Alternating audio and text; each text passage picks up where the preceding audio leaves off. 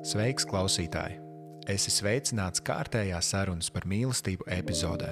Pirms klausies, vēlējos darīt zināmu, ka, ja tev patīk šis podcasts un gribi veicināt tā tapšanu, aicinu to atbalstīt Patreonā vai padalīties ar sev mīļu epizodi sociālos tīklos. Lai jums mīlestība un patīkama klausīšanās. Čau, Edita! Čau! Mēs iepriekš esam tikušies? Mēs esam... Es atceros vienu reizi, kāpēc es tev piesakoju Instagramā, kur mēs satikāmies. Un es nezinu, tas tāds jocīgs iemesls bija. Tas bija, es nezinu, kurš tas gads bija, bet tas bija Covid. Un bija Rīga laiva nometne. Un es toreiz nepieteicos kā dziesmu autora vai izpildītāja, bet es biju tikai uz to meistarklašu daļu. Un... Es atceros, ka es iegāju toaletē, un tur bija kaut kāds kopējs toalets, un es redzēju, ka tev bija foršas skedas. Katrs savā krāsā. Jā, un es tev pateicu, tev ir ļoti foršas skedas, un tas bija viss. Un es aizgāju prom. Tad mēs esam... Tev vajadzēja uz toaletu, vai nevajag? Jā. Es vienkārši tā kā iznācu ārā, es ieraudzīju, foršas skedas, domāju, nepateikt. Un es tā, labi, jāpasaka. Nice. Es no tās nometnes atceros tikai tādus dzīvē visnozīmīgākos brīžus. Šis man ir izkritis no prāta, bet labs, es nezināju. Šo es neatceros. Un nekas vairāk. Un es pat, nav tā, ka es skrienu apkārt un visiem saku komplimentus. Bet divas dažādas skedas kājās tas... Jā, man ļoti patika, jo tur tajā nometnē es nevarēju saprast to atmosfēru. Tur bija tā... vēl tas Covids viss un tā saspringti un tā, ka nevar tuvoties. Un tad, kā sen nav būts apkārt cilvēkiem. Un, tas mums visiem droši vien bija tajā laikā. Tāds. Jā, un man tā kaut kāda, nezinu, kaut kas pēkšņi iznāca. Konversi iedvesma. Jā. Labi, tad mēs esam tikušies. Vismaz šādā sakarā. Bet jā, es izliku uzsaucienu. Par to, ka, hei, viss, kas grib parunāties par mīlestību, es esmu atvērts, un durvis arī nosacīt atvērts, kad viņas nav aizslēgts. Un tu atsaucies. Neko sīkāk nekomentējot, ka tu gribi parunāt par mīlestību. Kur tā motivācija, kur tā sajūta, kas tā par sajūta, ka tev gribās, vai kas ar tevi notiek šobrīd, ka tev gribās, kur tam iemesls? Es vienkārši tieši tajā brīdī biju uzrakstījusi tādu mazu prózas gabaliņu, tā kā burtiski tikko. Un es vienkārši atvēru Instagramu, un tas bija pirmais, kas man izlecis priekšā. Un es tieši par kaut ko tādu arī biju rakstījusi, par mīlestību. Un man bija sajūta, ka man vienkārši ir jāpieskās. Tāpēc, ka kaut kā tas viss tā salikās, es par to rakstīju, jo es par to domāju. Un tad tu biji ielicis to, un es domāju, ka man vajag kaut kādu avantūru, kaut ko jaunu. Un man sajūta, ka es esmu sapratusi kaut kādas lietas. Un es salīdzinoši nesen vispār tā kā atsāku rakstīt. Man tas vienkārši kā tāds hobijs, ko es kādus 5 gadus nebiju darījusi. Un es vienkārši mēģinu atkal pievērsties kaut kādiem hobijiem. Un tad tā kaut kā viss tā ļoti dabiski. Īstais brīdis, īstā vietā.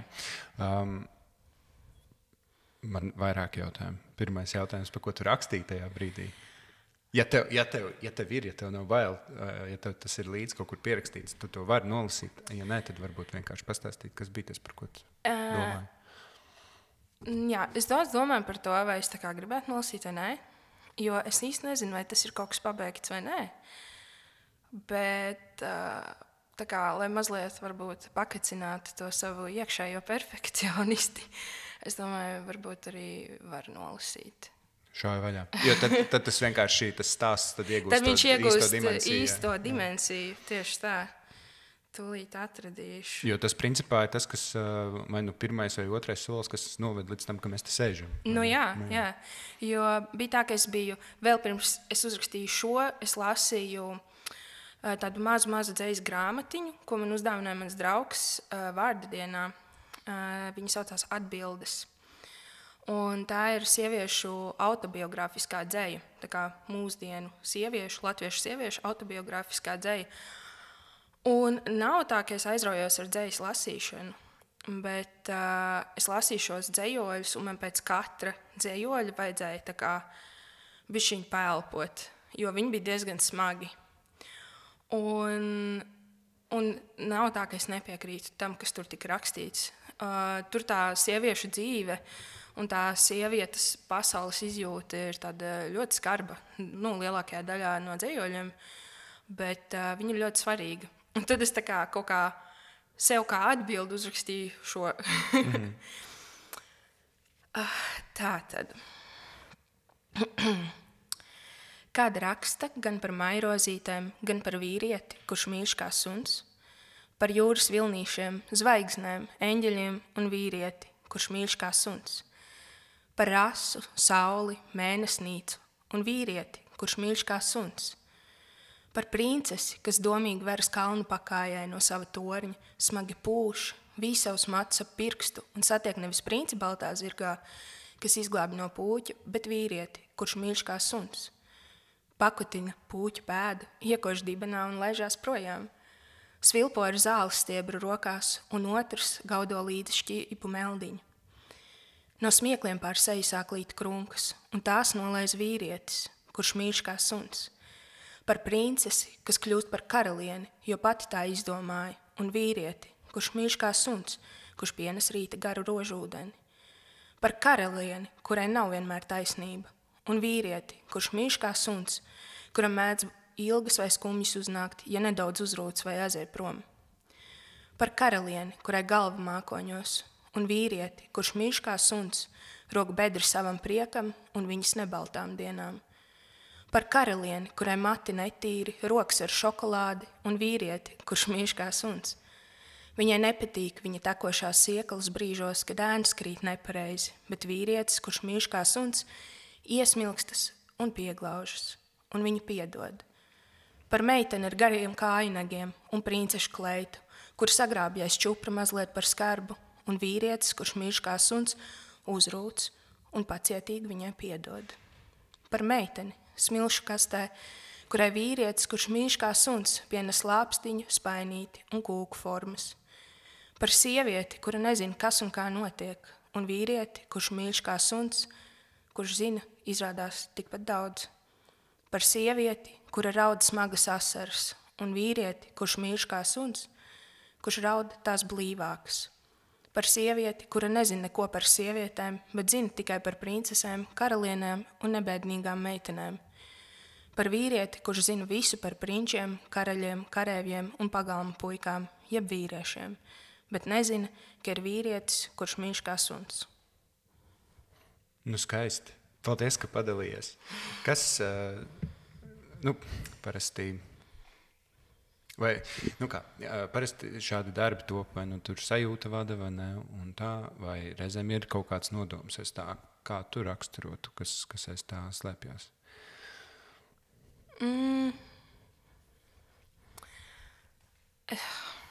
Cik tu vari atklāties? Es nezinu, es jau vienmēr rakstu tikai no tā, kas man notiek, kā es jūtos. Es neko neprotu laikam izdomāt no zila gaisa. Tā kā. Un jā, nav jau tā, ka es super pārdomāju, un ka nav tā, ka es eju atpakaļ un kaut ko tur laboju, šis vārds labāk, vai kaut kā tā, jo es to atstāju savu kā tādu brīvu formātu, kur es vienkārši rakstu un eju atpakaļ un neko nelaboju. Jo tā kā man pietiek jau citas jomas, kuras cenšos sevi noslīpēt līdz kaut kādam ideālam, bet man vajag vienu vietu, kur es to nedaru. Un tad tas, ko es izlaižu varbūt šeit rakstot, ir vienkārši tāds, vienkārši, kas iznāk, tas iznāk. Un kam ir jāiznāk, tam jāiznāk. Es neko nedomāju. Tas ir sakonektēties ar kaut ko, un tu vienkārši raksti. Un tu nezini, kas tur būs. Tu neko neesi izdomājis iepriekš. Un tā arī bija. Es vienkārši vienu rītu lasīju to dzejas grāmatiņu, un man tapa šis, kā tāda atbilde. Man vajadzēja kaut ko, kur atveldzēties varbūt. Tāpēc, jo tur ļoti daudz ir par to, par sievieti, par vīrieti, par mīlestību, par piekrāpšanu, par tēvu, māti, par to, cik sarežģīti viss tas ir, viss tās attiecības. Un man vajadzēja tā kā kaut kādu tādu, mazliet tādu bērnišķīgu prieku, kaut kur dabūt varbūt, un tāpēc tur arī tas ieskanās par tām princesēm un karalienēm, un nav jau tas viss tik viennozīmīgi, bet jā, es vienkārši lasīju to grāmatu, un es sapratu, ka es neko nezinu par sievietēm. Lai gan es pat esmu sieviete. Tā kā man galvā stāv kaut kādi stereotipi par princesēm un karalienēm, bet es saprotu, ka neviens jau tam neatbilst, bet kas vispār ir sieviete, man šeit neviens nezina. Jā, neatminamā mīkla, ja? Jā. Labi. Tu teici, ka tu tā sajūta, ka tu uz doto brīdi daudz ko esi sapratusi par kaut kādām lietām. Kas ir tās lietas, ko tu vari... Kas bija tas, ko tu iepriekš nesaprati, ko tu tagad skaties uz Edīti iepriekš? Tagad es zinu. Laikam es esmu sapratusi, kā izskatās mīlestība. Un tagad es tā diezgan droši to varu teikt, tāpēc, ka es esmu jau ilgstošās attiecībās, un tā pārliecība nav pazudusi.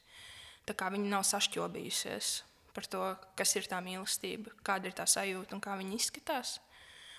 Un es vienkārši cenšos no tā neaizmaldīties, teiksim tā. Šķiet, ka to var izdarīt? Vai vienkārši bail, ka tā var notikt? Bail, ka var aizmaldīties kopumā. Tāpēc, kad, es nezinu, tā man šeit ir parasti arī tā kā bērnībā, kad tu dabū kaut ko dārgu, kaut kādu lietu, piemēram, cilvēks salīdzināt ar lietu ir tā muļķīgi, bet, piemēram, kad tu dabū kaut ko šausmīgi vērtīgu, to pēkšņi parādās tik daudz bailes, kur kaut kas var noiet greizi. Lai gan viss ir kārtībā, tā kā viss ir superīgi, bet tas ir kaut kas tik mīļš un tuvs, ka tu tā kā, negribi, lai kaut kas slikts notiek.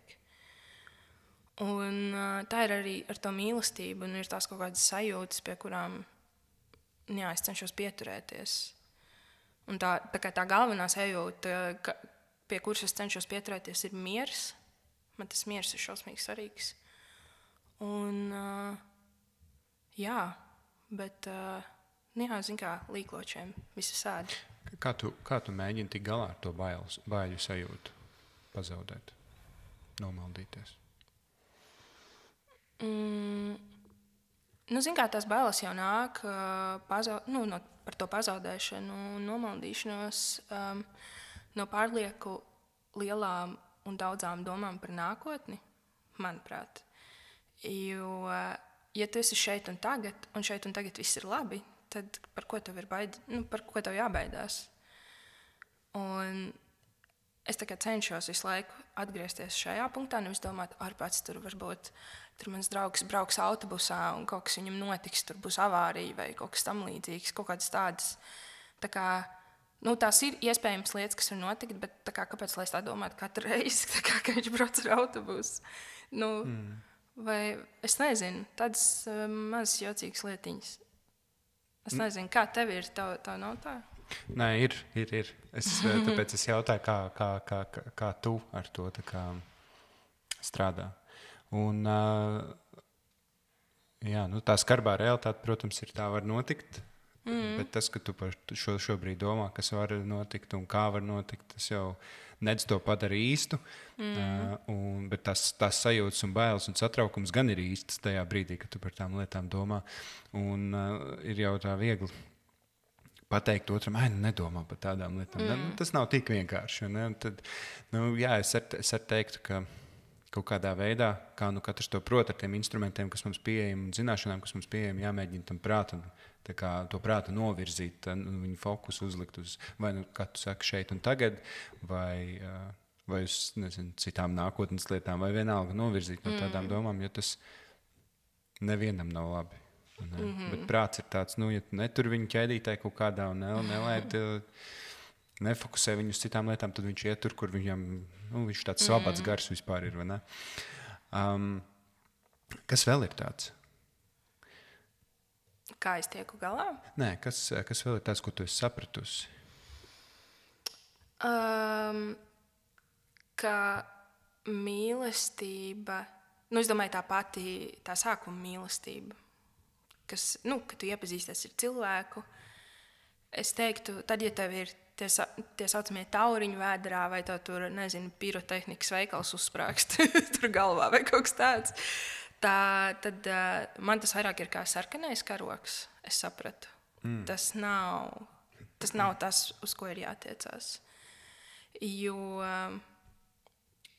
es nezinu, kaut kā nekad tas nav beidzies labi. Un tieši, kad es iepazinos ar savu draugu, ar kuru mēs jau esam gandrīz 4 gadus kopā,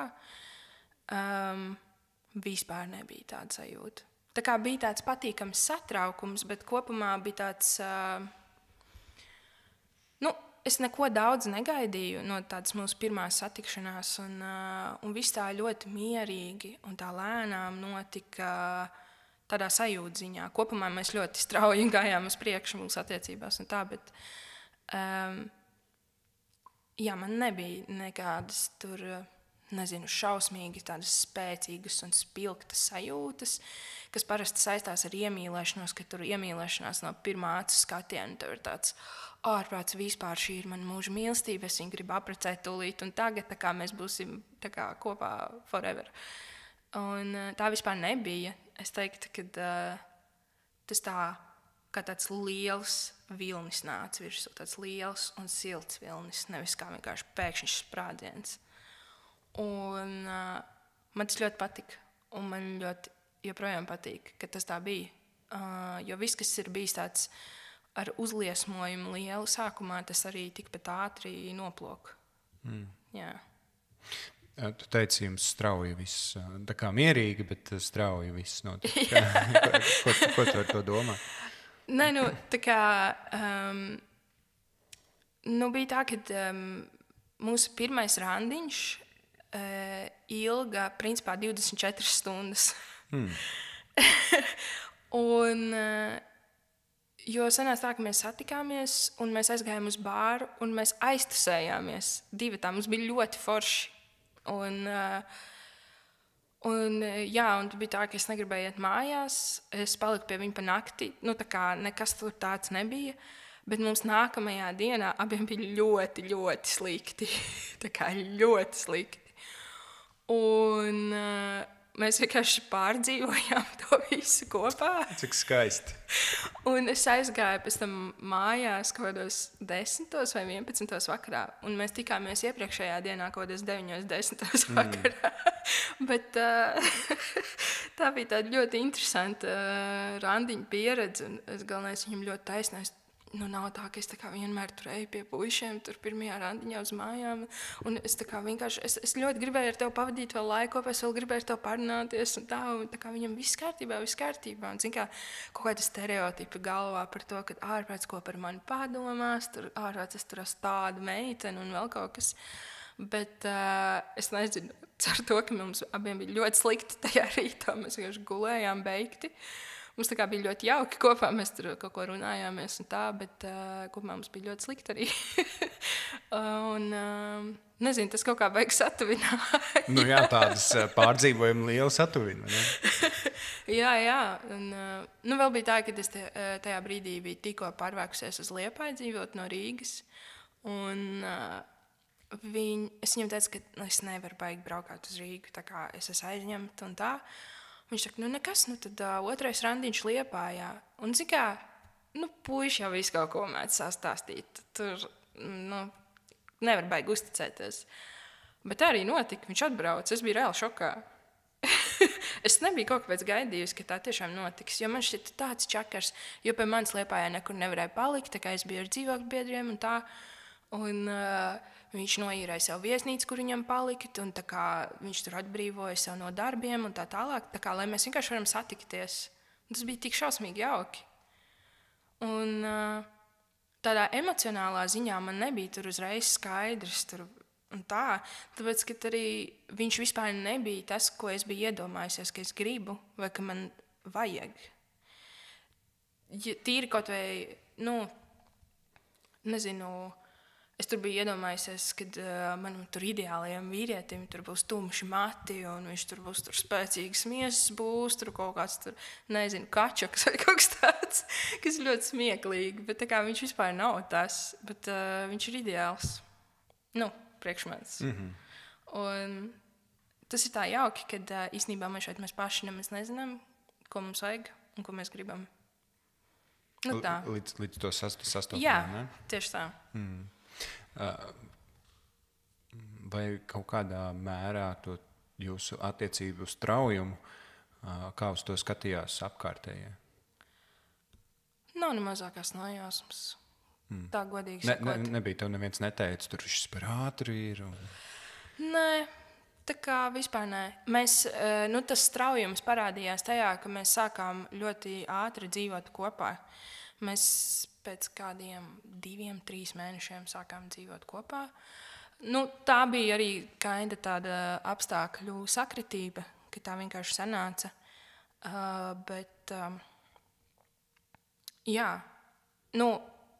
Man nebija nevienā brīdī sajūta, ka tas ir kaut kā nepareizi.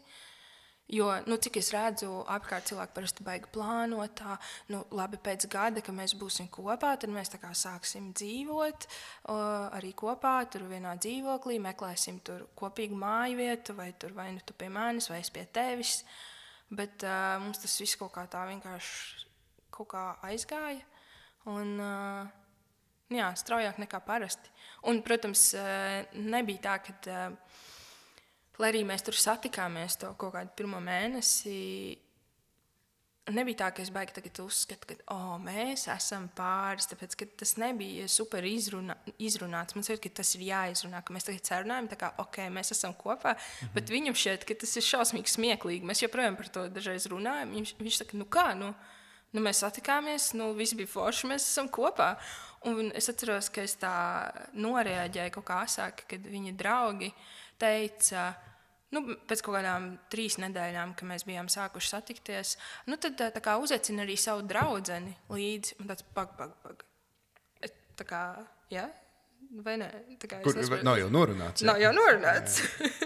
Es nezinu, jā, varbūt tas ir kaut kā, varbūt vecmodīgi. Es jau nezinu, kā tagad ar cilvēki. Es domāju, katrs jau dara kā... Jā. Bet man šķiet tik interesanti, tā kā viņam ir viena izpratne par to, kā tas notiek, man cita izpratne. Mums ir arī bišķiņu gadu atšķirība, es domāju, es nezinu, vai tas baigi kaut ko nosaka. Mēdz, bet atkal kā kuram? Jā, mums kāds 6-7 gadi sanāk. Tā. Nezinu. Jā, es baigi nedomāju par to, ko viņš ir vecāks? Jā. Kurš gads tu esi? 98. Tad viņš ir 92. Pirmais. Viņa decembrī dzimšanas diena. Jā, tas tipa ne.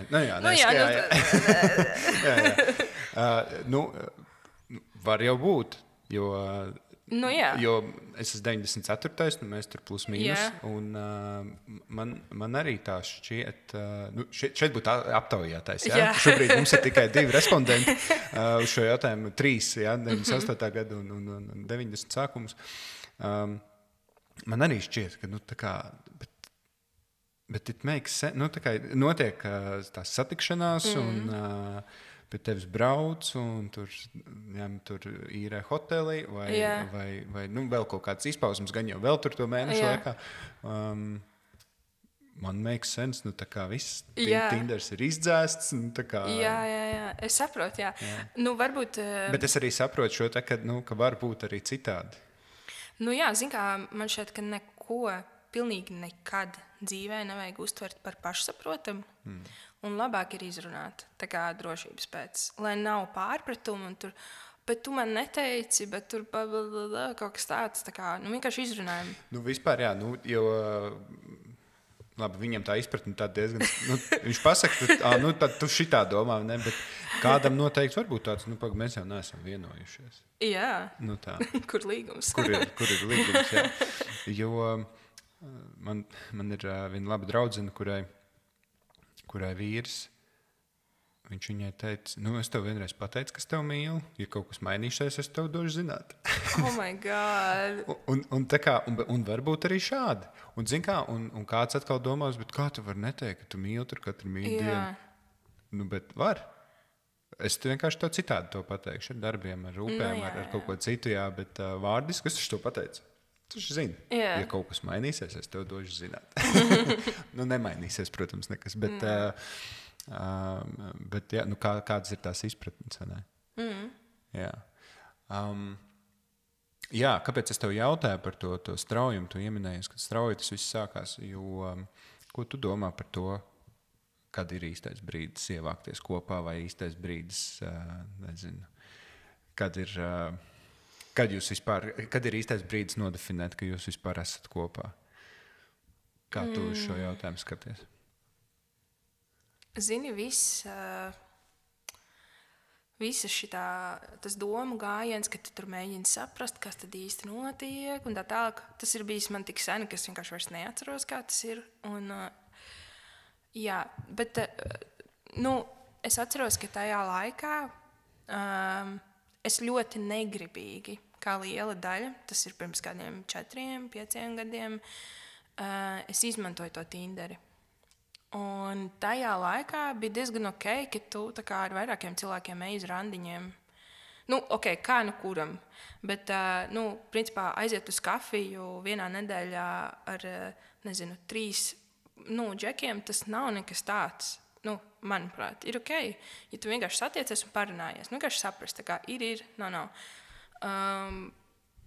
Bet citi cilvēki jau iet arī tālāk. Viņi tur var, satikties tur kopā, braukt uz jūru, gulēt zem zvaigžņotas debesis un tāpat nedomāt, ka viņiem šis ir kaut kas nopietns vai ka mēs cenšamies šo attīstīt. Mēs vienkārši pavadām labu laiku un tur tikmēr viņi satiekās, varbūt tā meitene vai tas džeks vēl ar 2 tāpatās un brauc uz jūru vakarā.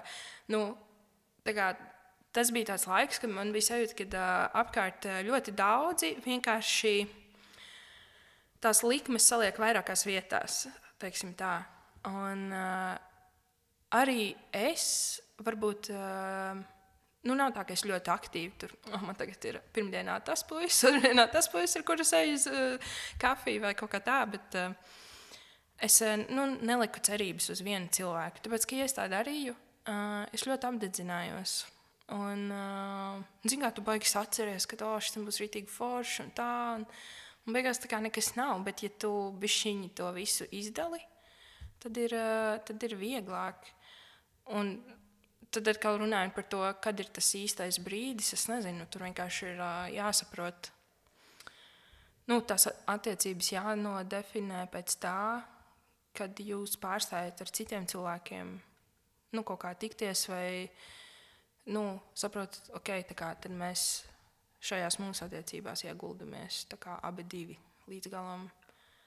Bet es nezinu, man šķiet, ka es pašlaik viņa runāju tā no zila gaisa, kaut ko mēģinot atcerēties par kādu tālu pagātni. Man tas vispār vairs nav aktuāli. Un man nav arī apkārt cilvēki pašlaik, kas iet tam cauri. Un tāpēc tā grūti pateikt. Bet es domāju, tas ir vienkārši individuāli.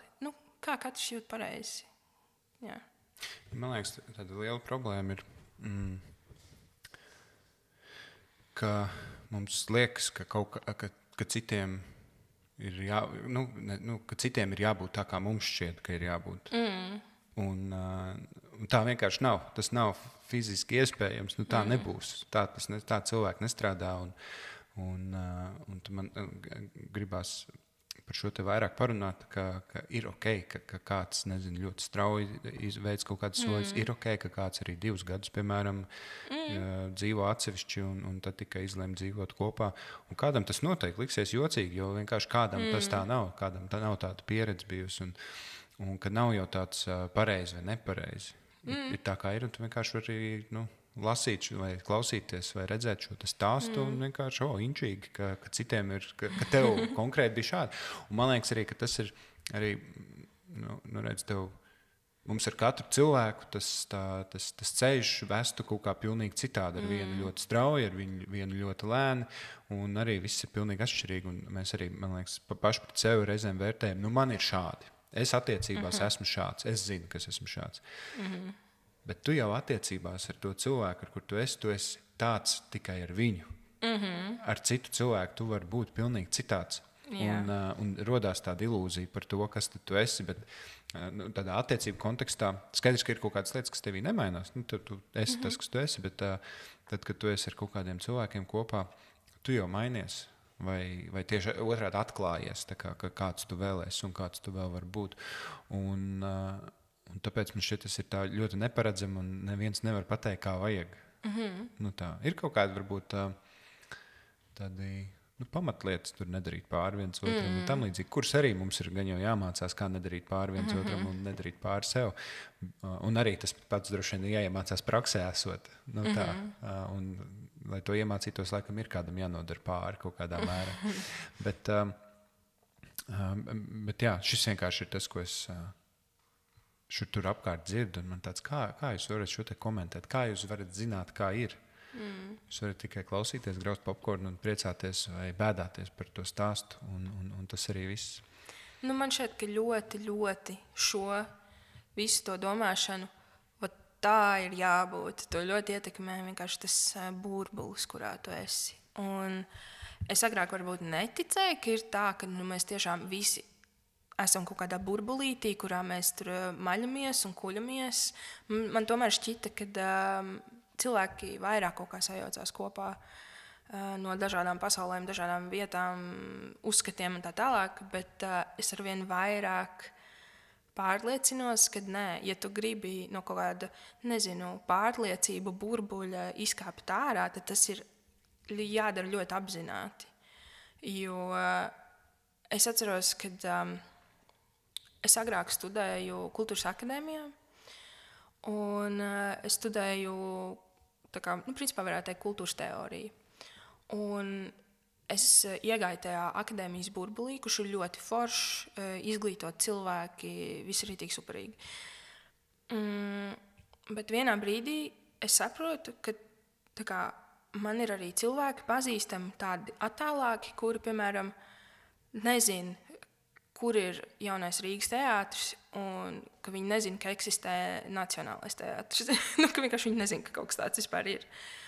Un ka ir cilvēki, kuriem ir pilnīgi nospļauties par kaut kādām jaunākajām aktualitātēm akadēmiskajā mūzikā. Un viņi aiziet uz, vietējo bāru, kur kāds ar kaut kādu Yamaha sintezatoru uzdzied tur kaut kādu, dzērvenīti vai kaut ko tādu. Un tā viņiem ir kultūra, un tā viņiem, tas ir tas viņu tas kultūras, tā viņu kultūras deva. Un tas dažādos priekšstatos par pasauli bija jūtams, ka tur ir tagad liela daļa domā šādi.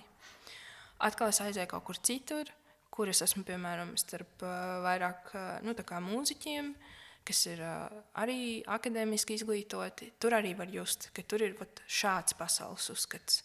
Un viņš jau izpaužas ne jau tikai vienā jautājumā, viņš izpaužas vairākos jautājumos, jo tomēr līdzīgu kaut kā jau pievelk. Un, ja tu gribi kaut ko izmainīt, tad tas ir tā baigi apzināti jādara.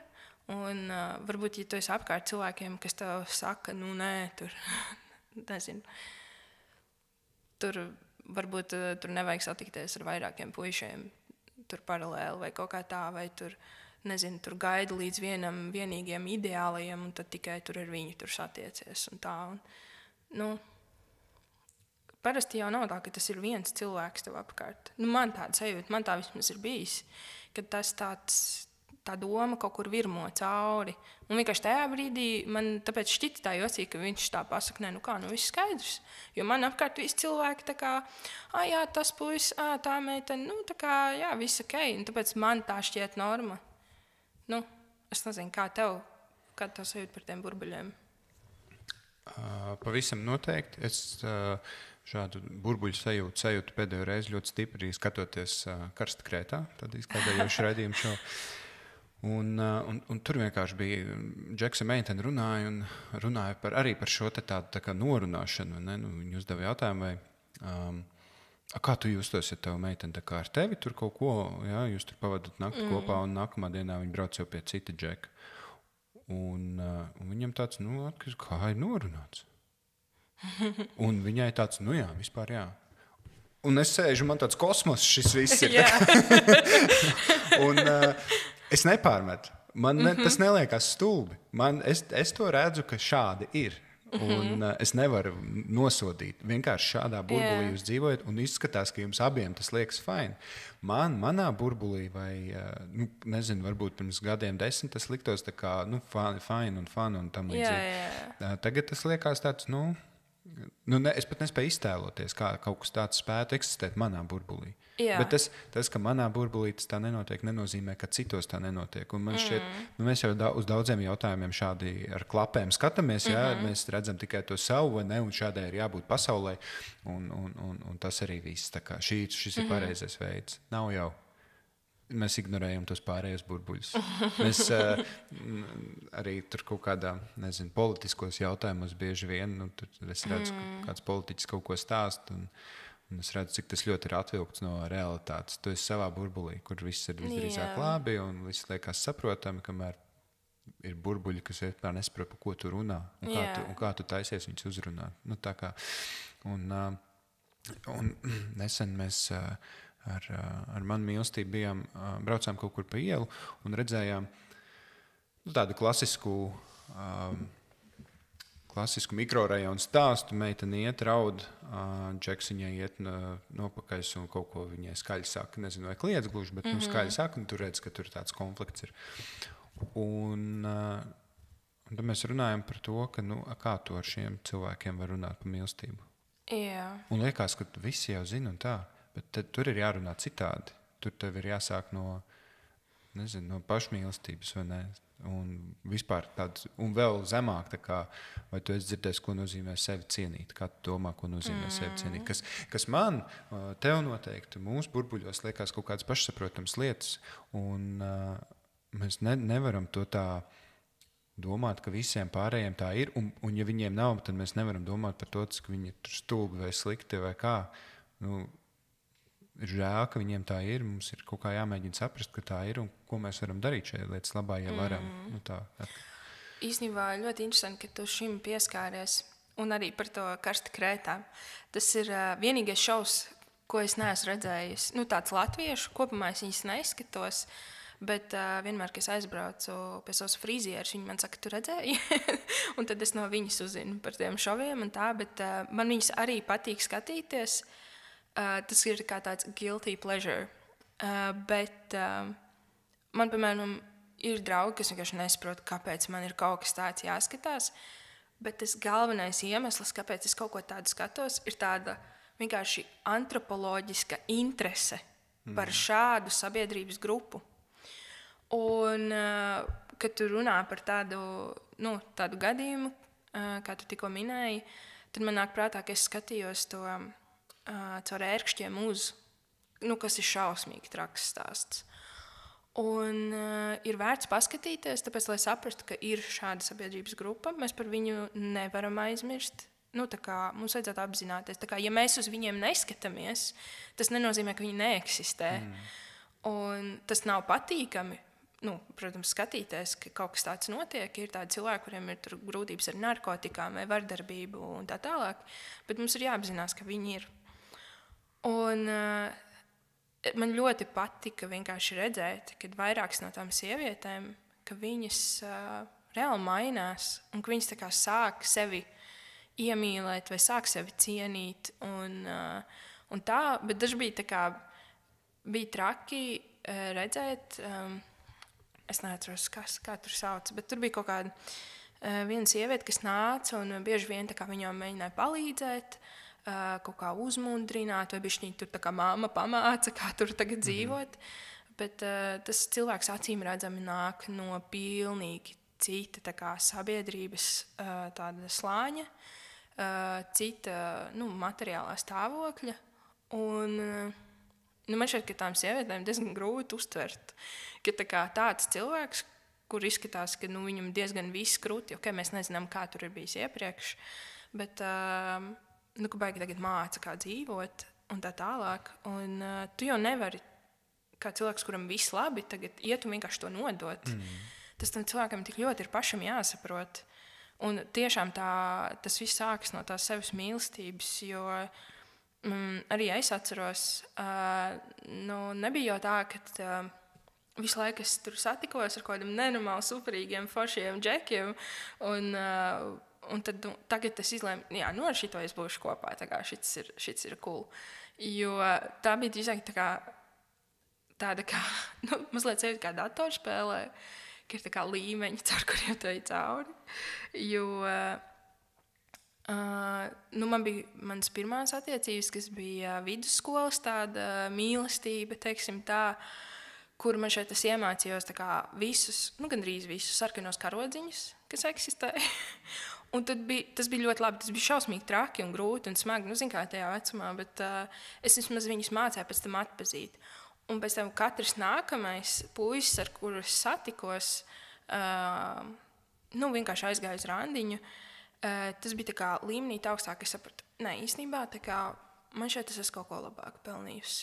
Un es caur tiem randiņiem iemācījos vairāk sevi cienīt un sevi mīlēt. Un katru reizi, kad es satiku kādu foršu cilvēku, tad man bija sajūta, ka wow, es nezināju, ka es patīku tādiem cilvēkiem. Un tas diezgan traki, tāpēc, ka tagad es atskatos, un tur jau nebija nekas ģeniāls sākumā tajos randiņos, bet ar laiku tu tiešām, jo vairāk tu kaut kā pieņem to, ka tu īstenībā vari dabūt kaut ko labāku, tu esi kaut kā labāk vērts, tu sāc tā arī uzvesties, tu sāc pret sevi tā attiekties, un tad tu arī dabū to foršo kaut ko. Tu tajā brīdī arī tu enerģiju tādu staro. Jā. Jo tu tā jūties vienkārši. Un to enerģiju jau ļoti jūt. Jā, es domāju, ka tāda iešana uz randiņiem ir ļoti veselīga. Tā kā no tā noteikti nevajadzētu izvairīties, nevajadzētu sēdēt un gaidīt kaut ko, tādu vienu ideālo. Es piekrītu, man šķiet, ka nevajag sev atņemt tās vajadzīgās pieredzes, jo katra pieredze jau to līmenī paceļ ar vien vairāk un vairāk.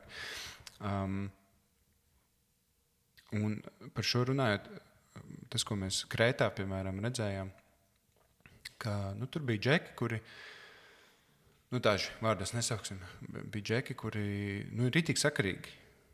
Tur vērtības ir vietā, tur visam vajadzētu būt. Un mēs runājam par to, ka meitenes, kuras ir, kā mēs viņus saucam, veselīgas meitenes uz tādiem džekiem, neveselīgas meitenes uz tādiem džekiem neskatīsies. Jo tas vienkārši nav pa viņām. Un savukārt tie džeki iespējams uz tām neveselīgajām meitenēm neskatīsies. Ar neveselīgi domājot tā kā vērtību, mentalitātes, mentālās veselības ziņā, tā kā, kuras meklē savas tās problēmas, vai ne? Kur redz, kur viņām vajag drāmu un action visu laiku. Tas ir tas, ko viņi saprot, tas, kas viņām ir vajadzīgs. Vai otrādi džeki tādi, vai ne, kas meklē tādas meitenes. Un tad mēs skatāmies un reizēm liekas, kā šitam džekam var nebūt tā kā draudzene. Viņš vienkārši vēl nav saticis tādu, kas spētu viņu novērtēt. Jā, es atceros, kad es reiz biju arī tādā randiņā, un man tas puisis prasa, kā tas var būt, ka tev joprojām nav draugs, ka tu neesi attiecībās. Un es viņam saku, es nezinu, varbūt es neesmu atradusi vienkārši to cilvēku, bet viņš bija tādā šokā.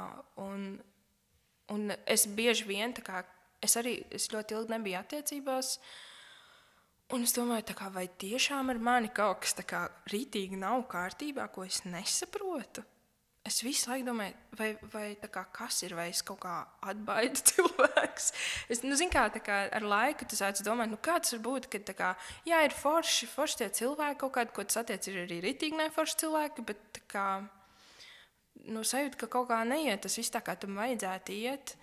Un es zinu, ka ne jau tikai man ir tāds jautājums uzdots. Arī es kādreiz redzēju kādu cilvēku, domāju, šis cilvēks tik superīgs, kāpēc viņam nav paveicies, nesanāk atrast kādu, bet dažreiz ir arī tā, ka citi cilvēki pasaka, tev vienkārši ir par augstu standarti. Ak, Dievs, kā man tas nepatīk, tā pasaka, tu pats izlemi. Ko nozīmē augsts? Tev kā pārāk augsts standarti? Es nezinu, es pat jau vairs neatceros. Tur bez mazai, ka tu gribi vienkārši, ka cilvēks sakarīgs, un tas jau ir tas ir pārāk daudz prasīts, jā. Tā kā bezmazliet nečikst, ka tik ilgi jāgaida. Tā ir, ja ir tik augsti standarti. Ja tu pazeminās standartus, tad tu varēsi ātrāk atrast. Vienkārši, ka ir lietas, ar kurām ir jāsamierinās. Jā, un tad cilvēki ir kopā samierinās, ka viņi ir attiecībās.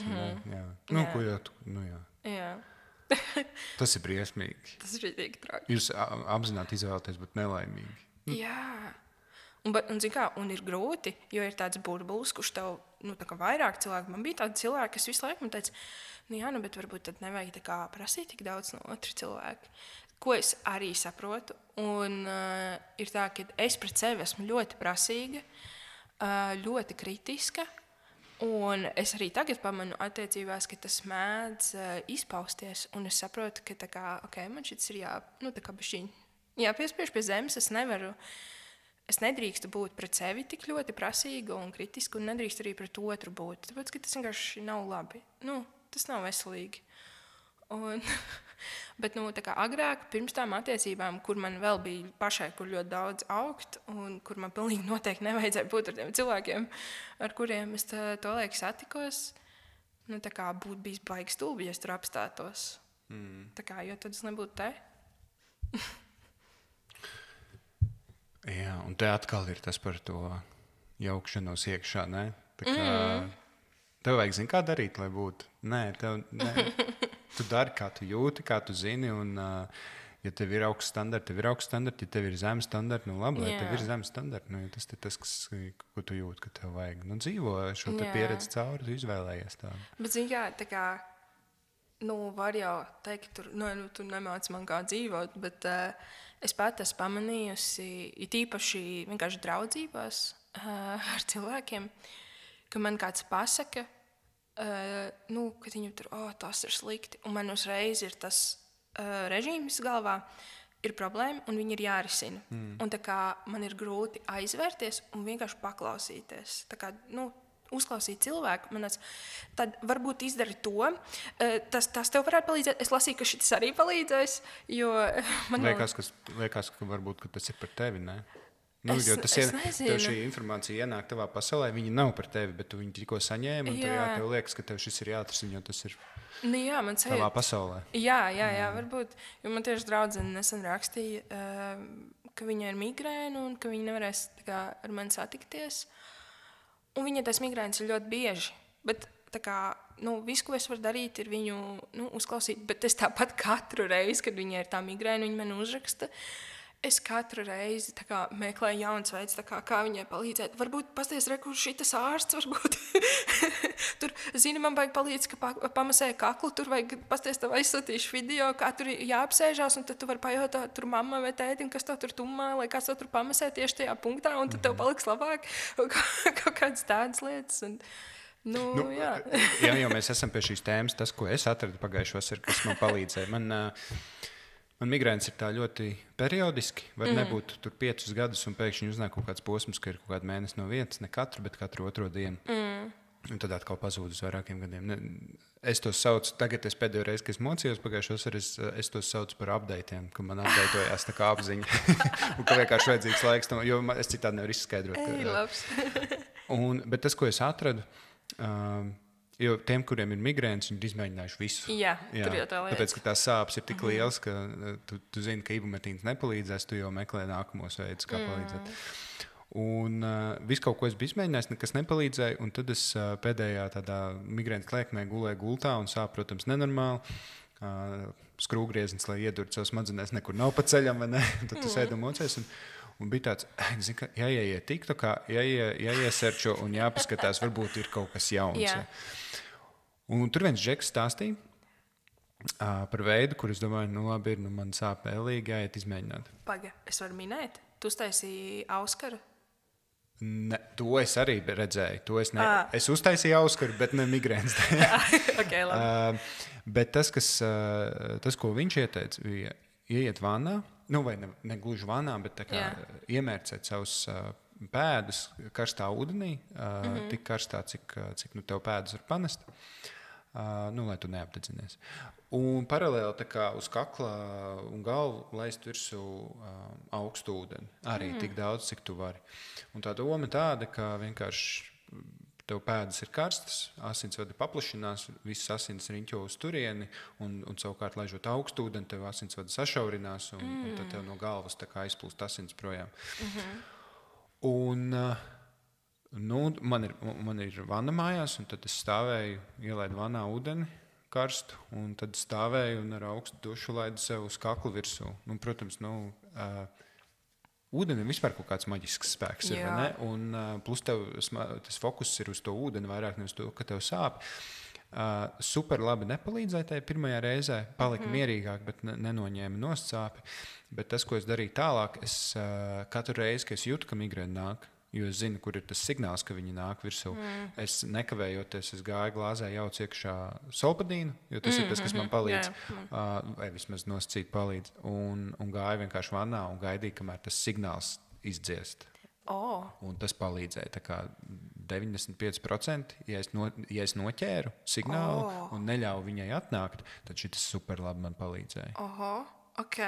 Jo man arī ir migrēnas parādījušās pēdējos 2 gadus. Bet, zini kā, baigi forši, ka tu vari noķert to signālu, jo tas nozīmē, ka tev ir jābūt baigā konekšanā ar savu ķermeni. Tā kā tev jāmāk saklausīt, kad ir tāds signāls. Jā, jo man nav auras. Es zinu, ka cilvēkiem ir auras, ka tev ņirbuļo viss apkārt. Bet tu domā, ka man nav auras? Jā, es domāju, kas notiek. Nē, tā gan jau, ka ir. Neredz, bet gan jau, ka ir. Un es spēju atšķirt, kas ir galvas sāpes, un es spēju atšķirt, kas ir migrēna. Kad man varētu sākt sāpēt galva, vai kad man varētu sākties migrēna. Un ir tāda savāda kutinoša ļoti spiediens galvas kreisajā 9 pusē.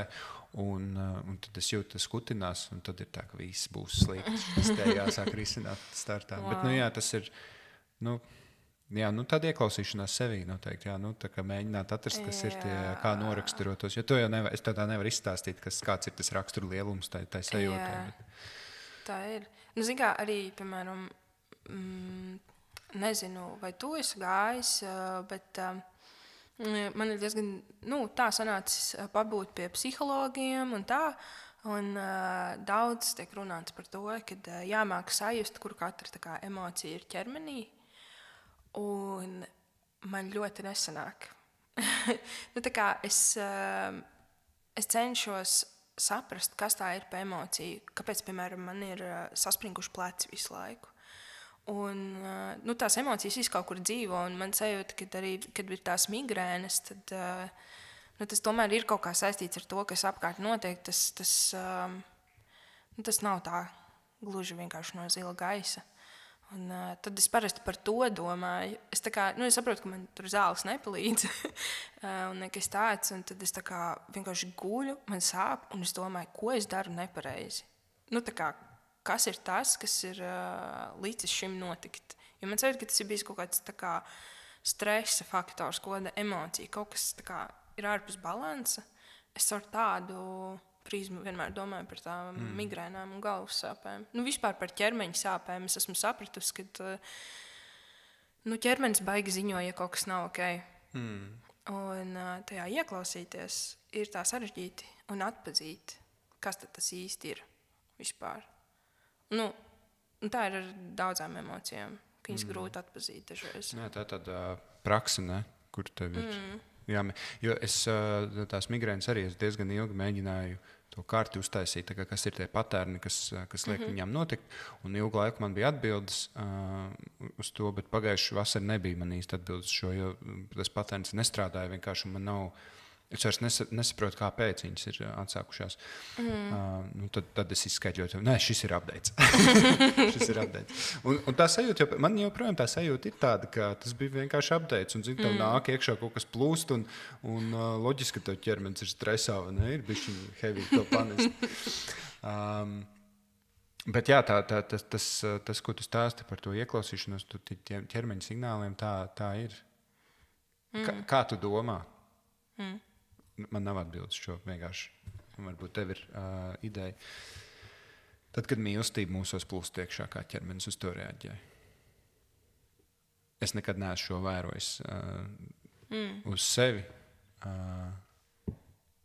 bet varbūt varbūt mēs varam atrast kaut kādas idejas, vismaz virziens. Jo tu teici par tiem tauriņiem, vai ne? Vai pirotehnikas šaušana gaisā vēderā.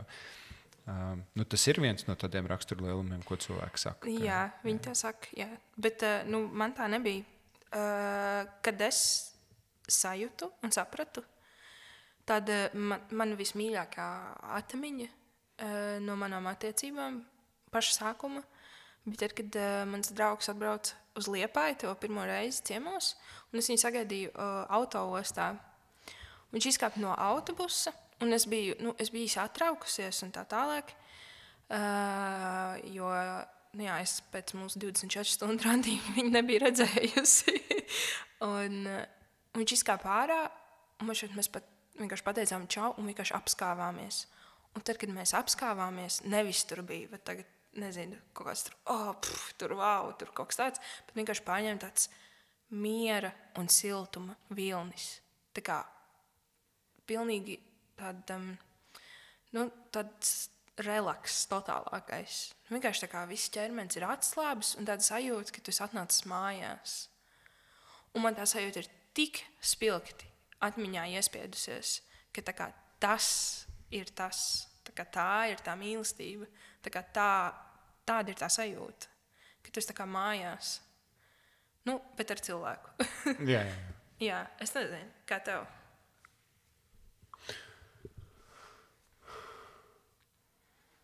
Man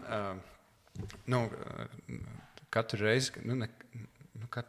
ir kaut kādi tādi momenti, ka es paskatos uz savu mīlestību un kaut kas tā kā,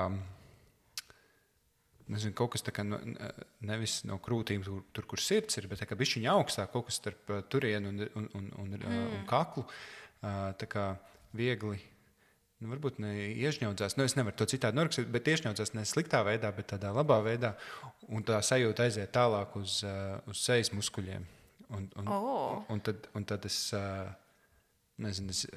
ieraugu, un es arī tagad domāju, tā kā kaut kāds tas moments, vai kaut kāds tas nianses, un viņi nedara neko tādu. Viņi tur, sēž pie kompīša vai strādā, vai vienkārši kaut ko skatās, vai ēda, piemēram, un es paskatos, un man tāds, es tev mīlu ridīgi. un tas viss kaut kā tā kulminējās kaut kādā tādā sajūtā. Ķermeni, tā kā fiziski, ka es izjūtu, kā tas notiek. Tā ir gandrīz teju katru dienu. Mēs diezgan daudz laika pavadām kopā.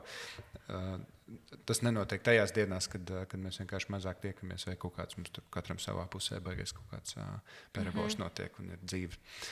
Bet tas, ko tu mini par to mieru un siltumu, tas pavisam, es to neesmu sajūts tādā ķermeniskā, varbūt esmu, bet neesmu piefiksējis tik bieži kā šo, ko es tikko stāstīju, bet tas miers un siltums tādā dvēseliskā, emocionālā to es tajā izjūtu. Mēs par to daudz esam runājuši, ka mājās ir miers. Un tas ir tik liela vērtība priekš mums, un ka mēs paši varam justies mierīgi savā starpā un ar to, kas mēs vienkārši esam. Kādi mēs esam. Un tas vismaz mums ir ļoti svarīgi.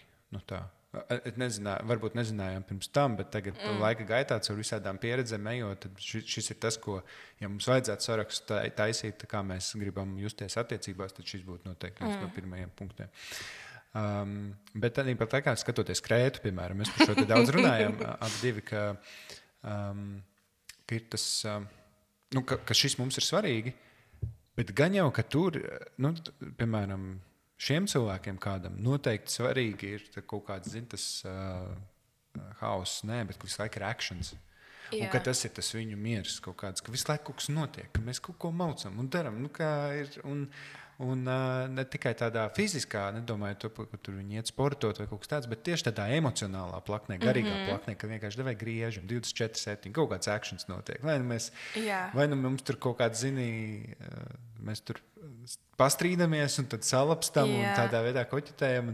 Un es tieši vakar skatījos vienu interviju ar kaut kādu džeku, kurš viņam 40 gadu, viņš tur brīvs, tur sportists izbijis kaut kas, un viņš tur stāsta, kā viņam tur ar sievietēm gājas, un viņš tāds rītīgs alfa male, Un tā kā kaut kādas vērtības viņam tur es absolūti dzirdu, kas ir diezgan foršas, ka vīrietim ir tādas vērtības. Bet tu jūti, ko viņam vajag, jo viņš tur stāsta par to, ka mēs tur pastrīdamies, tad mēs tur sāstam, pakaķetējam. Tas ir tas mūsu veids, kā mēs tā kā komunicējam, un kad viņam tas tā kā patīk un liekas ir tik nice. Grūti pārmest, tas ir vienkārši, ko jums vajag. Nē, es pilnībā saprotu. Es saprotu to sajūtu. Un tā arī ir vajadzīga. Jautājums, kā tu viņu dabū? Man šķiet, ka tur nav tik liela runa par to kā strīdēšanos, kā tiešām strīdēšanos, ka tagad es tev daru pāri, tu man dari pāri, un pēc tam mēs atvainojamies viens otram. Bet tas ir par tādu tā kā rotaļu. Kā tāda, kā dzīvnieciņi spēlējās.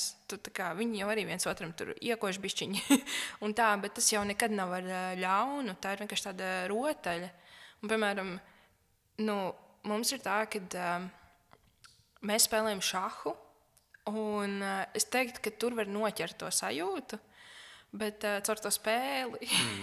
Tas ir tāds intelektuāls stimuls, kur tev ir tāds, pats, kāpēc tu pagāji tā kā, come on, ko lai es tagad tālāk daru, kādu lai gājienu es veicu. Neviens no mums nav nekāds izcilējis tur šaha spēlmenis, bet tā spēle dod mums tā kā vietu, kur dabūt to sajūtu, to rotaļu. Tā ir spēle. Bet kur ir tas, ka tu vari tā kā padusmoties, tā kā, bāc, man reāli iegās, tā kā es taču reāli nekad neuzvarēšu, un tad tu tā kā, es tur tagad izdarīšu tādu vai glabo gājienu, un tā tālāk. Un tad pēc tam tu vari tāds, tā kā nomierinies, viss būs kārtībā, es ticu, ka tu uzvarēsi. Tā kā visu laiku šī tāda spēlīt, un tas ir vajadzīgs, tā kā, tāda krāsiņa tā ir tām attiecībām. Mums tas laikam, ka mēs kārtas spēlējam, kaut kur parādās. Jā. Un es neteiktu, ka man slikti sanāk kārtas spēlēt, bet tas, kā es nevaru uzvarēt, ir vienkārši crazy. Tā statistika ir vienkārši neapskaužām manā gadījumā. un tur ir tā, es atceros, ka mums ir bijuši kaut kādi, ne kašķi, bet šis te kaut kāds spēles ietvaros, vai ne, bāc, kas šis bija tikko. Jā. Stunda ir pagājusi, es tā neesmu pajautājis. Tu tā kā tam noteikti kaut kādā mērā pieskaries, bet kā tu skaidrotu, kas ir mīlestība priekš tevis, kā tu to izjūti? Es teiktu noteikti, ka tas galvenais atslēgvārds ir tas miers un mājas. Es teiktu, ka mīlestība tādā cilvēka formātā, tās ir tā kā mājas, kuras tu vari paņemt līdzi. Piemēram, es zinu, ka es ar savu draugu, ja mēs vienalga, kur iesim kopā, es ar viņu jutīšos kā mājās, jo viņš tā kā iemieso to māju sajūtu, ka tā kā ir labi. Tev vienkārši ir labi, tev ir mierīgi, tu esi relaksēts, tev ir omulīgi. Un, tā kā tas ir tās mājas, kuras var paņemt līdzi tādā cilvēku formātā. Tāds bruņurupucis. Jā. Vai gliemezis. Bet ne Spānijas noteikti. Jā. Ko tu par to domā? Piekrīt, nepiekrīt, ir tā, nav tā. Jā, noteikti. Es domāju, kā tā mīlestība dažādi izpaužās. Un viņi, protams, izpaužās. Mēdz izpausties arī tādā akšanā, vai ne? Ka tas miers ir, nekad nepateiks, ka tur ir kaut kāds miers. Un ka viņai ir šī kaut kāda, kā mēs teikt, maigā puse, vai ne? Ka ir tas siltums un ir tas miers, ko viņi spēj sniegt, un vēl pie tam tajā jūs sinerģijā, kad jūs esat viens ar otru kopā, ka tas spēj rasties tur starp jums. Kā tu domā, kā viņš jūtās?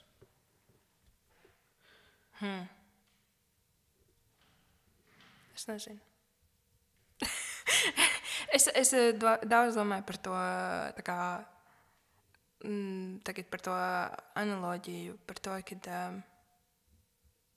ja to tā pareizi saka, kad tas cilvēks ir tā kā mājas, un tur viņi kopā jūties kā mājās, bet, zin kā, mājās jau nav vienmēr tā kā klusums un miers, tur ir arī balītes, un ir arī nekārtība, un arī vajadzīgas liels, nezinu, pavasara tīrīšanas, un vēl viss kaut kas.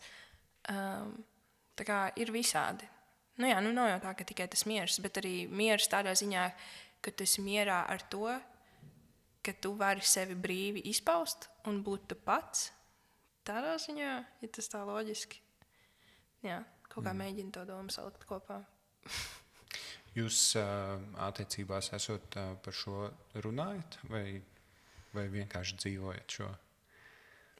Par mīlestību vispār kā tādu. Jo ir tādi pāri, kas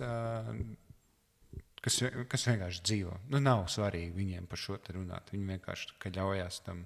Vismaz tā izskatās bieži vien, ka viņiem to nevajag.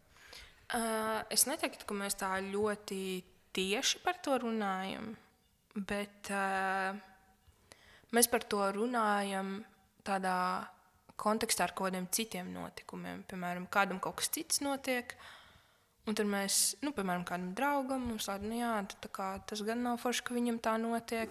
Un tad mēs tā kā pārrunājam, kā mums šķiet, ka ir forši, un forši, ka mums tā ir. Tā, parasti kaut kādas citas situācijas, vai tur, es nezinu, filmas, seriāls, draugi, paziņas, vienalga kaut kas uz ielas, kaut kāds notikums, manuprāt, triggerē to, ka mēs to pārrunājam. Bet tā, ka mēs tagad sakām, mēs tagad sēdēsim un runāsim par šo, tā nav. Jā. Nav tā, ka arī tā ir tā tēma, ka mēs vispār tai nepieskaramies. Bet arī, zin kā, man šeit...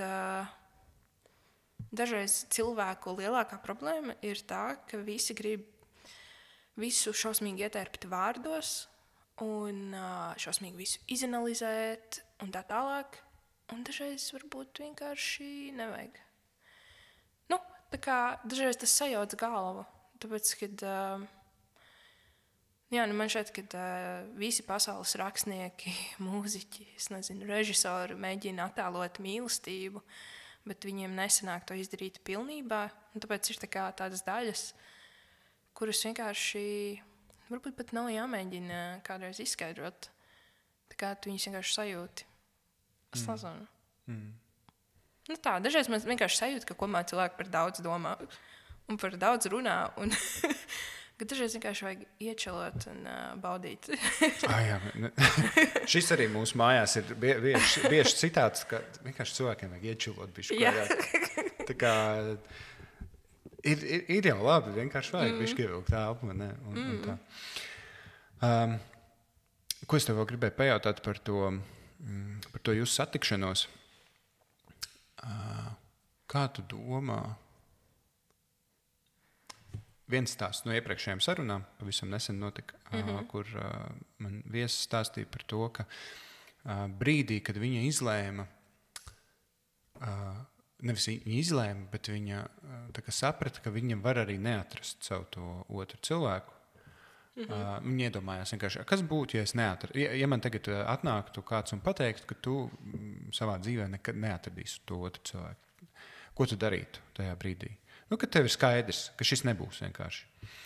Un viņa teica, ka viņa šajā domu pavadienā aizgāja, viņa sajūt priekš sevis, tad es, ko dzīvot sev, braukt tur, justos skaisti. Man nebūtu, kā viņa teica, man nebūtu vairs lieki jāizliekās tur, kāda es esmu, kad tu tur ej uz randiņiem, bišķi vairāk sapucējies nekā parasti vai kaut kas tāds. Es vienkārši būtu es, un tā kā neviens jau uz mani tāpatās neskatīsies tā, un es uz nevienu arī. Un kaut kā viņa šitādā doma tajā pavadienā aizgāja tā, ka viņai ļoti atbrīvojoša tā sajūta palika. Un tajā brīdī, kad viņa tā kā atbrīvojās no šī, 3 nedēļas vēlāk viņa satika savu jau vīru un 2 bērnu tēvu. Un viņa to raksturoja, ka vienkārši, tad, kad tu esi tāds ritīgs asprindis, un tu tur ej un meklē to savu otru cilvēku, un tur mēģini viņu tur ritīgi atrast, to tavu saspringumu jūt, un tu to gribot, negribot, tas no tevis strāvo. Un ka tajā brīdī, kad tu esi tāds brīvs un laisks un viss foršs, tu esi vieglāks, skaistāks cilvēks, kādam izskaties. Kā tu domā, kā bija jums? Kāpēc? Kas notika tajā momentā? Kas ar tevi notika tajā dzīvē, ka jūs varējāt, ka bija īstais brīdis satikties? Jā, interesanti bija, jo tas bija Covid laiks, kopumā tāds brīdis pasaules vēsturē, kad nevajadzētu būt, kad kaut kā tā īpaši sanāk atrast kādu. Tāpēc, ka pirms tam visi var visur brīvi iet un satikties, un tad tieši vajadzētu būt, ka tad ir lielāka iespējamība, ka tu satiec to cilvēku. Bet bija tieši Covid un visi lockdowni un viss tas. Un mēs tieši tad satikāmies. Tas arī tā mazliet jocīgi. Un tas, kas vismaz manā pusē notika, es visu laiku biju aktīvā meklējumā. Kad es gribu atrast to savu cilvēku, man patīk, ka man ir kāds blakus, man patīk, ka man ir ar ko dalīties ar savu dzīvi. Un es jūtos labāk attiecībās. Man sajūt, ka tad es varu būt es varu dzīvot brīvi. Un man sajūt, ka šī dzīves joma ir nokārtot. Tad var domāt par vispārējo. Un man ir kāds, kas man mājās sagaida. Un es ļoti aktīvi meklēju. Un tur, iepazīšanās aplikācijas nederēja. Un es arī aktīvi gāju uz kādiem pasākumiem, gan viena pati ar draudzenēm. Es ļoti aktīvi centos atrast kādu. Tas nebija tā, ka es sēžu maliņā un tagad gaidu, kad tad man kāds pienāks klāt, un tagad tur sāks ar mani kaut ko runāt vai iepazīties. Jo man ir laikam tas problēma risinātājs, kas ja ir problēma, tad es viņu gribu atrisināt. Un es nepadošos, kamēr viņa nebūs atrisināta. Un tad bija tā, ka es toreiz vēl bija Twitteris, kurā es arī vēl biju. Es biju ielikusi, hei, ja kādam ir kāds pazīstams cilvēks, draugs, kurš jums šķiet, ka varētu būt interesēts, es labprāt satikšos. Aiziešu uz tēju kafiju. Tur man kaut kas atsaucās, aizgāju uz randiņu, kaut kādu vienu laikam. Labi sapratu, ka nebūs. Es teiktu, ka priekš manis tas bija drausmīgi tāds milzīgs un drosmīgs solis. Ielikt kaut kur redz arī cilvēki, kas nav kā iepazīšanās aplikācijā, kas meklē to cilvēku, kad arī random cilvēki to redz. Tad tas varbūt izskatās kaut kā izmisuši. Es tā domāju, bet es domāju, ko man zaudēt? Kāda starpība? Jo, ja es atradīšu to cilvēku, tad ir ritīgi super. Labi, Twitters nestrādāja. Es ieliku savā Instagram storijā, ja kādam no maniem draugiem ir kāds foršs puisis pazīstams, un jums šķiet, ka mums varētu saskanēt, droši uzrakstiet man. Un es domāju, šis ir pēdējais. Jo man jau bija līdz kaklam. Ja šis nestrādās, tad viss. Tad tu adaptē kaķus. Nē, tad es vienkārši metu mieru šai manai daļai, kas aktīvi kaut ko cenšas atrisināt. Un vienkārši noliku to malā un koncentrējos uz mācībām, uz kādām karjeras lietām un tā. Un man bija tā, ka man neviens neatbildēja. Un pagāja 2 nedēļas, un man uzrakstīja viena meitene. Viņa uzrakstīja, čau, es nezinu, vai tu atceries. Mēs tur tev sekojam Instagramā, tāpēc, kad mūsu grupa bija vienā konkursā ar tevi, mūziķu konkursā. Un tu vēl mums rakstīji, ka tev ļoti patīk mūsu dziesma. Redz, un to dziesmu sarakstīja mūsu grupas biedrs, ar kuru man šķiet, ka tev varētu saskanēt. Un man tāds, jā, vai? Jo tā arī mēs satikāmies. Bija pagājuši 2 nedēļas kopš tā ieraksta, ka es sapratu, ka viss, I'm done. Ja es ielieku šo, man neviens neatsaucās, ok, viss. Bet pagāja 2 nedēļas pēc tā ieraksta, un es jau biju padavusies, jau mentāli labi. Es aktīvi neko nemeklēju, es vienkārši daru savas lietas.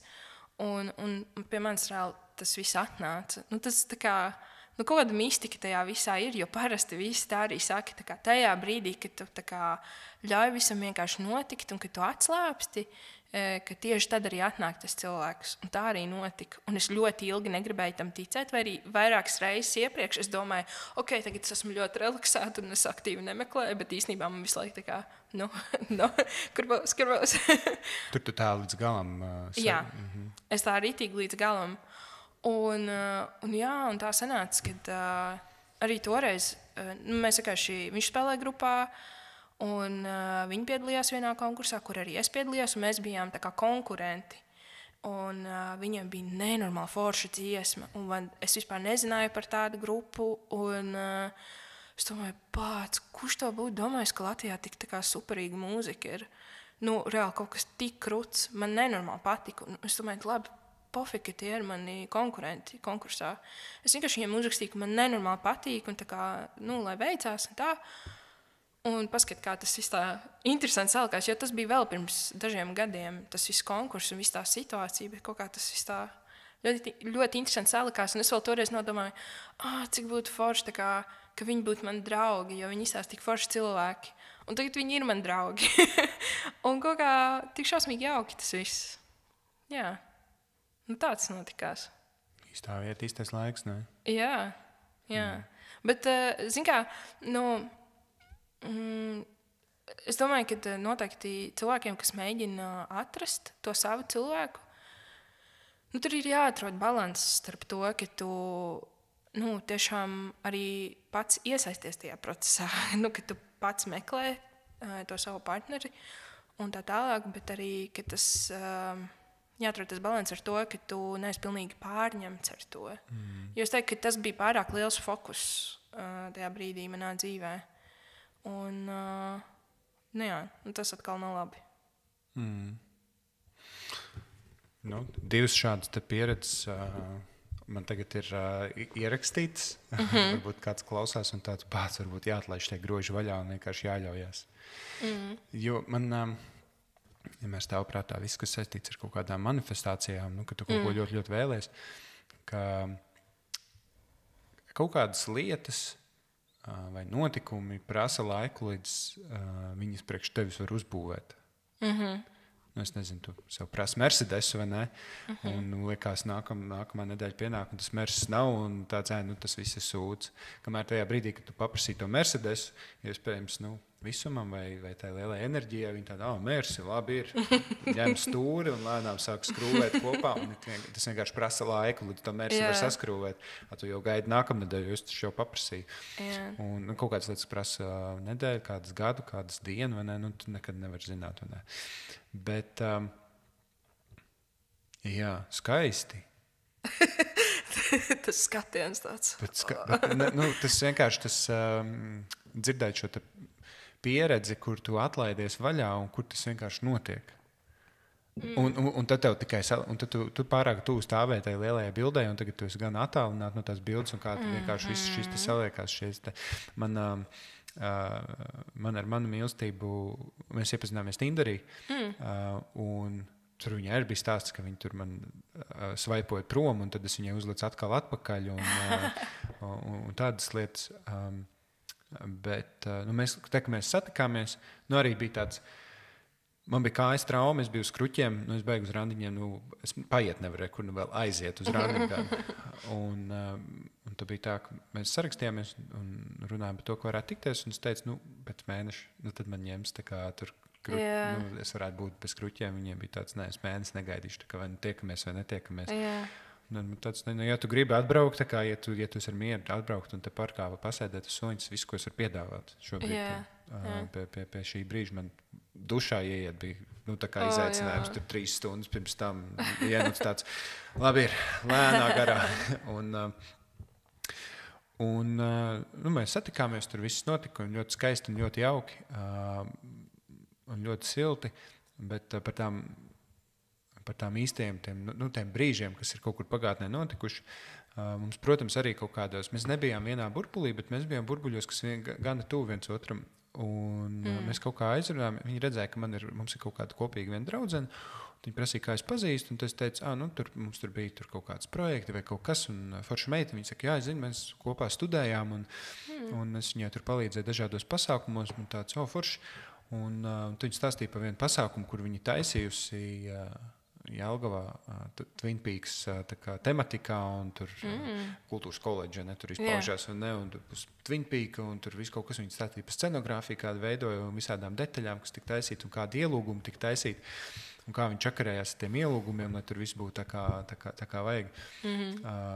Katrs ielūgums handmade, un man tāds, bet klau, kāda iespēja, jo man tajā laikā, tad, kad tas pasākums notika, tas bija pirms gadiem, tā mūsu kopīgā draudzene, viņa man iedeva ielūgumu, jo mēs tajā laikā bijām kontaktā kaut kā, projektu visādi ietveros, un viņa man iedeva ielūgumu. Es neaizgāju uz to pasākumu toreiz, jo tas bija Jelgavā, es nevarēju, un tad un savukārt man Twin Peak manā dzīvē neko īsti nenozīmē, bet vienam draugam un viņa sievai atkal nozīmē. Viņi tā kā tur ir Linču fani un Twin Peak un tur skatās jau kuro sezonu krūzītes mājās un tādā garā. Un es viņiem gribēju tā kā, hei, moški, jūs gribat, vai ne? Un es neatceros, tajā brīdī, kad es rakstīju, es neatceros, vai es to ielūgumu iedevu viņam vai neiedevu. Viņš teica, ka viņš man atsūtīja bildi, kur tas ielūgums ir. Viņš teica, ka es viņam viņu neesmu iedevis. Un man tāds, bet tad man viņam kaut kur jābūt ir. Jo tas ielūgums bija diezgan jaudīgs. Es nemetu lietas ārā tādas. Un es sāku meklēt, un man atvilknē vienā kladītē ielikts iekšā šis te ielūgums. Un es viņai parādīju. Un tas ir, kā jau Twin Peak, un tur ir tas ielūgums, tur tāds... Tāda kartīte, ko Karina klāt pie līķa pirkstiem, vai ne? Tā kā morgā. Vai, es nezinu, kā tas īsti domāts, bet un tur ir viņas tā kā pirkstu nospiedums, jo viņa mērcēja pirkstus krāsā un lika tā kā pirkstu nospiedums, un tur tāda kasiņaina pirkstu nospiedumi ir klāt. Cik romantiski! Un tas ielūgums tur stāv tā kā atvilknē jau kopš gadiem, jau kopš viņš tā kā pie manis nokļuva. Un šo tu pēc tam, protams, savelc kopā tikai tā, ka jūs sēžat tā kā, kā šis varēja notikt? Tā kā... Jā, super. Bet zini, labi, mums nebija tik stilīgi. Ja? Man liekas, arī tas, ko tu stāsti, man liekas, ka tas ir diezgan stilīgi. Tā. Paldies. Ne, bet vienkārši lieta tāda, ka mēs esam mācījušies pie daudziem vieniem un tiem pašiem skolotājiem. Un mums tomēr ir 6-7 gadu atšķirība, un mēs negājām vienā skolā. Un tas ir tā jocīgi, jo mums ir tā kā līdzīgas pieredzes bišķiņi no skolas, jo mums ir bijuši tie paši skolotāji kaut kādi. Jo sanāca tā, ka tā skola, kurā viņš gāja, viņu slēdza ciet. Un sanāca tā, ka viņš bija pēdējais gads, kurš pabeidza to skolu. Un man bija tā, ka es jau sen gribēju iet uz to skolu. Es gribēju mainīt skolas un tā, bet tā kā man nesanāca pierunāt mammu. Un pēc tam sanāca tā, ka to skolu apvienoja ar to skolu, uz kuru es aizgāju. Bet viņš jau bija pabeidzis skolu, un arī tur tā vecuma atšķirība galīgi nebūtu bijis ok. Bet vienkārši tas, ka mēs tādā burbulītī, tā kaut kā tie cilvēki mums ir bijuši apkārt vieni, un tad izrādās... Tur tas ir pazīstams ar to no viņa draugiem. Kaut kā, it kā bija sākumā sajūta, ka mēs esam diezgan tādi atšķirīgi cilvēki, bet beigās sanāk, ka mums arī kaut kā, tie burbuļi, ka tomēr sarīvējās. Un tieši mēs runājām vakardien par to, ka cik dīvaini, ka visdrīzāk mēs esam bijuši vienā un tajā pašā pasākumos. Jo es nezinu, tagad es neesmu bijis Rīgā 3 gadus, bet agrāk notika Local House džemi, otrdienās laikam. Joprojām notiek. Jā. Super. Un viņš tur izrādās gāja, un es arī tur gāju. Un es tur gāju ļoti regulāri. Un es tur runājos ar cilvēkiem, un es domāju, tā dīvaini, mēs tur droši vien esam abi divi bijuši tajos bariņos, un tā nekad neesam satikušies. Un, vēl kaut kādas tādas lietas, baigi jocīgi. Jā. Mēs arī par šo esam runājuši, ka mēs visu laiku tūmā esam bijuši. Un kaut kā, tas ir par to taimingu. Jo man ļoti mīļš seriāls ir How I Met Your Mother. Un tur, stāsti man. Jā, jo man ir kaut kas par How I Met Your Mother. Sakāms. Jā, labi, par beigām? Nē. Nē, vienkārši labi. Un vienkārši tur jau arī tas, tu esi redzējis. Jā. Jo tur jau arī tas par to, cik tuvu tie cilvēki viens otram visu dzīvi atradās. Bet vienkārši nebija īstais brīdis un īstais laiks tam. Kad tev ir jāiziet cauri tām pieredzēm, kurām tu esi izgājis cauri, lai tu vispār, lai jūs strādā, lai jūs varētu satikties, lai jūs varētu šo te, novērtēt, kāds ir mērķis tam vispār visam, bet lai jūs varētu būt. Un tas meiko sensu tikai tad, kad jūs satiekaties. Bet kāda tev sajūta vispār par to seriālu un par pašiem tiem cilvēkiem kā tēliem? Kā tu viņus vērtētu, tos tēlus? tā ir cita pasaule. Man liekas, es to seriālu esmu varbūt pārāk daudz reižu redzējis. Turpat pakaļ 10+. Tāpēc man ir jau. Es uz to seriālu jau, protams, jau kaut kādā 7. reizē, kad tu skaties, tu viņu sāc skatīties jau citādi, jo tu jau visu esi redzējis iepriekš, jo tad tu sāc domāt par tām lietām. Es domāju, ka tā ir cita pasaule, kurā strādā citi noteikumi, kurus mēs, un tie noteikumi un notikumi ir iedvesmoti no mūsu pasaules, bet tajā pasaulē viņi strādā varbūt kaut kā tiešāk, bez aplinkiem, un tas vienkārši ir jāņem vērā. Kad tu skaties un domā, šitā nekad nenotiktu. Mūsu pasaulē nē. Jā, bet tajā notiek. Un tas nav realitātes šovs, kas tur ir. Jā, protams. Un līdz ar to tas atļauj nomest malā skepsi un paņemt to, kas tur ir domāts. Ko tu vari paņemt un likt lietā vai savā dzīvē, vai savas kaut kādas perspektīvas mainīšanā uz to, kā lietas notiek, kā iegūt to kaut kādu ticību, ka lietas notiek. Pieņemsim, tāds džeks kā Bārnijs, vienkārši mūsu pasaulē nestrādā. Tas ir skaidrs. Jā. Bet atkal tas viņa pieredzes stāsts un tā viņa arka, līdz kā viņš nonāk, līdz tam, kur viņš nonāk, kādu apli viņš apiet. Tur ir daļa patiesības un kaut kas, ko pasmelties, ka var būt, piemēram, ka var būt arī šādi. Ka var uztaisīt čeklistu ar sievietēm un nonākt līdz vienai, un tad beigās tomēr nenonākt līdz tai vienai. Un kāpēc tā nebūtu? Varbūt šādi. Vai Teda gadījumā tā daudz cilvēku, es ceru, ja jūs neesat redzējuši seriālu, vienmēr esat gribējuši, tad šis ir brīdis, kad izslēgt podcastu. Bet pieņemsim tas, ka daudz bija sašutuši par beigām un par to, ka mamma nomirst un tā. Un es jau kopš pirmās sezonas man likās amazing beigas. Kopš pirmā reize, kad es skatījos, man likās amazing, jo tas ir tas, ko tu negaidīji, bet iehki to tā realitāte. Tas, ka tu redzi, cik Tedam, piemēram, Robina ir bijusi svarīga visu laiku un cik kā viņš visu laiku pie viņas atgriežas. Un ka tas ir tādi stāsti, kur esmu redzējis, personīgi nepazīstu, bet vismaz vienreiz tos cilvēkus esmu saticis, kur Džeks, piemēram, ļoti viņš gribēja to meiteni. Ļoti. Un viņa savukārt viņai vajadzēja šaudīties šurp, turp un apkārt, un viņš rītīgi uz viņu cerēja un visu laiku pie viņas atgriezās. Un, protams, ka tajā brīdī izskatās ir tik muļķīgi. Izskatās, nožēlojami, vai nekā tu sevi necieni, viņa tevi negrib. Tagad viņiem ir ģimene un bērni un viss notiek. Ok, wow. Un, protams, tā kā atkal, ko tu vari paņemt no šī. Tāpēc man tas seriāls patīk tīri tāpēc, ka man ir ļoti daudz saistības ar Tedu. Netipiski kritiski daudz saistības ar Tedu. Un vienkārši tās viņa pieredzes brīžos, kad man to vajadzēja atgriezt ticību, ka var, ka notiks, ka vienkārši ir jātic un jāmauc un būs tas īstais taimings. Jā, es teiktu, ka viņam kā tēlam tā viņa neatlaidība ir tā foršākā īpašība. Kas ir tāda ļoti optimistiska. Tā ticība, mīlestība. Jā, tas tik skaisti. Jā, tas tik skaisti. Bet man tagad gribēsies vēlreiz paskatīties to seriālu pēc tā, ko tu pateici. Jo ko tu redzēji? Nē, zini kā, es to seriālu arī esmu redzējusi vairākas reizes. Man viņš ir tāds seriāls, pie kura es atgriezos, kad man gribējās arī tādu mājīgumu bišķiņu. Man viņš asociējas ar kaut kādiem dzīves periodiem un tā. Un es atceros, ka mans draugs teica, jā, bet kāpēc tev patīk tas seriāls? Viņi taču visi ir tik slikti draugi. Viņi ir diezgan nejauki cilvēki. Un es ko? Nevar būt. Un, zini, es sāku skatīties, un es sāku pamanīt to, ko viņš saka. Es domāju, ārprāts. Viņi tiešām ir diezgan slikti draugi ļoti daudzās reizēs.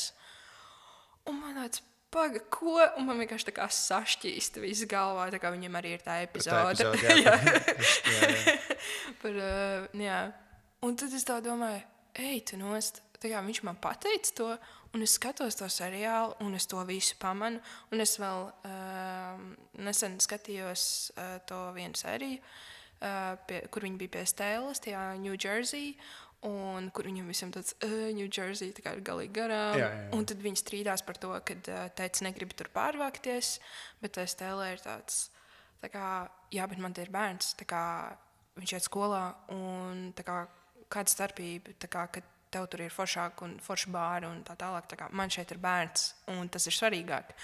Un visiem pārējiem tāds, nē, es domāju, ak, Dievs, cik briesmīgi cilvēki.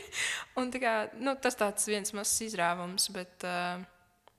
Jā, tā ir. Un šis ir tas, ko es domāju tā kā par to pasauli un tās pasaules tā kā, noteikumiem. Jāatcerās, tas ir tāds, tas ir sitkoms, un tas atkal no tās scenārija viedokļa, vai ne, un stāstu virzības viedokļa, tas viss vienkārši make sense, un vienkārši šādai viņai ir jābūt. Jo, es nezinu, skatoties, ar Office jau var tāpat tās, cik ļoti visiem, piemēram, Jims patīk. Jims ir fucking briesmīgs. Viņš visu laiku kaut kādu sūdzē, bet arī viņam ir tā kā, viņš arī nonāk pie kaut kādām atklāsmēm, ka viņš ir bišķi pāršaus par strīpu. Un tie jaukie brīži, ka tev, man liekas, ka tev parāda, tev jāredz, kas ir slikts, lai tu saprastu, kā novērtēt to, kas labs ir. Jā, un zini, problēma, un tā kā, viss ir ok, ka tas seriāls ir tāds, ja? Es domāju tieši par How I Met Your Mother, bet es kaut ko pēc, man šķiet, ka tur viss ir kārtībā. Kad es skatījos, pirms es iepazinos ar savu draugu, man šķiet, normāla draudzības dinamika, tā kā viss ir ok. Man šķiet, ka tā kā, labi, dažas situācijas, ka tur kāds nav ideāls, tur draugs un tā, bet tas normāli. Bet ne jau tā, ka tagad, ka viņš man pateica, un es skatos, un īstenībā es saprotu, ka tur tik daudz, kas ir galīgi garām, un man vajadzēja, ka man kāds atver tās acis. Un es sapratu, ka man nemaz negribās skatīties vairāk to seriālu. Grūti palika, jā. Man reāli grūti palika. Ļoti, ļoti interesanti. Un, piemēram, par Office, es tā arī nekad viņu neesmu skatījis. Es esmu mēģinājis skatīties, un šī īstenībā bija viena no lietām mūsu attiecībās. Pašā sākumā, viņam ļoti patīk visādi, stand-upi, komiķi šovi, viss kaut kas tur smieklīgs un tā tālāk. Un viņš man visu laiku mēģināja kaut ko parādīt, tā kā, varbūt tev arī šis patiks, un tā kā mums būs smieklīgi kopā paskatīties. Un man tā kā vispār nekas nešķita smieklīgi, tā kā nekas. Un viņš pārdzīvo, viņš tā kā ritīgi meklē kaut kas man arī patiktu, un vienkārši nesanāk atrast. Un mēs tā kā reāli sākam domāt, tā kā, kā tas ir būt, mums tā kā tiešām tik ļoti nesaskan kaut kādas tās, humora izjūtas vai kaut kas tāds. Un tas tā, it kā smieklīgi mazliet, ka mums tā nesaskan, bet no otras puses tāda diezgan nopietna lieta, kad tā gaumas vispār tā kā nesaiet par tādu svarīgu lietu kā humors. Jo man ļoti patīk viņa humora izjūta, ir ritīgi superīgi, bet tā kā tas, ko viņš man rāda, es vienkārši nesapratu. Bet arī tad es sapratu vēlāk, ka īstenībā viens milzīgs faktors bija tas, ka man vienkārši bija ļoti dziļa depresija. Un tur nebija vaina viņā vai tajā, ko viņš man rāda. Jo tagad, kad mēs to skatāmies, ir ritīgi smieklīgi. Tas pats, ko viņš jau man ir reiz rādījis. Un ir ritīgi forši un ir smieklīgi un tā. Bet kaut kāda šitāda viena lieta. Jo es teiktu, ka arī sākumā, kad mēs sākām tikties, tas nebija tā, ka tev arī patīk šitā dziesma, man arī patīk šitā dziesma, wow! Un tā ir tava mīļākā filma, jā, man arī. Un ka viss ir super ideāli, un ka mums tur gaumas nereāli sakrīt, un ka vajadzēja bišķi pieslīpēties un saprast, kas ir tas vilnis, uz kuru mēs kopā varam braukt, kas mums abiem saiet. Un, es domāju, ka daudz cilvēku varbūt negluži tik ātri padotos, kad viņi saprast, ka man nepatīk tā dziesma, ko viņš man rāda, man nepatīk nekas no tā, ko viņš man sūta, tas vispār nav smieklīgi. Es pieļauju, ka kāds arī padotos tajā brīdī. Bet mēs baigi ritīgi meklējām, kas mums abiem patīk. Jūtāt, ka šis ir jāatrod, jā. Jā. Un tādam bija štāta Pumpkin Girl. Kur viņiem arī bija tā, ka viņiem nesaskan. Vispār nesaskan.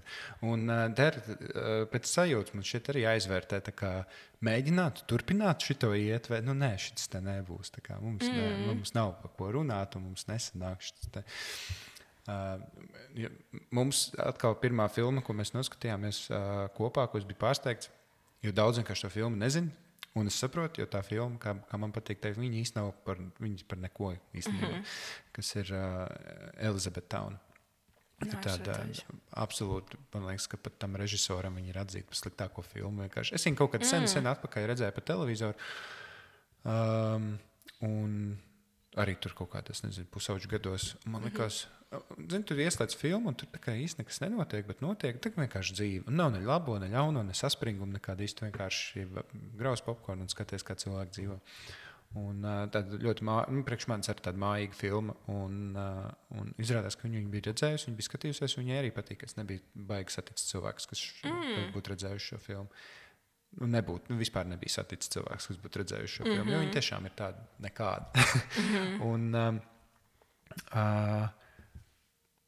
Un jā, es atceros, es biju pārsteigts, ka viņi ierosināja, ka mēs varētu South Park paskatīties. Nopietni. Nē, let's fucking go. Skatāmies. Bet par Office runājot, tu neesi skatījusies, bet es pirmo reizi, kad es skatījos Office, man arī pirmo reizi, kad es skatījos, tad man nebija laikam īstais timings. Es nesaprotu, man likās briesmīgs, Maikls man likās briesmīgs, kas viņš arī ir pirmajā sezonā, bet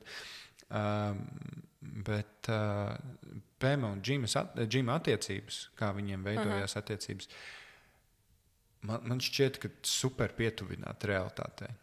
Es laikam neesmu šādās sitkomu izklaides komēdijas seriālās neesmu redzējis tik dzīves un patiesas attiecības un kaut kādas tās cilvēku šķautnes, kas parādās veidojot, ka ir kaut kāds kautrīgums, ir kaut kāds, ka nedrīkst, ka ir, bet kaut kādas tās simpātijas savstarpējās ir un kā viņas izpaužas ar kaut kādiem darbiem vai vārdiem.